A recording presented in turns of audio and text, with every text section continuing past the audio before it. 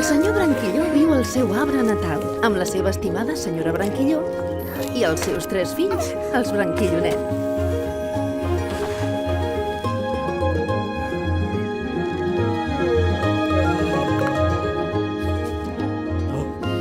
Un bon matí, es lleva ben d'hora i se'n va a fer esport.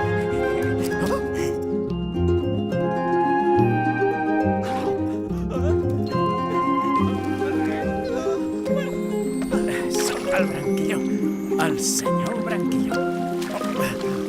I m'estic allunyant del meu arbre natal.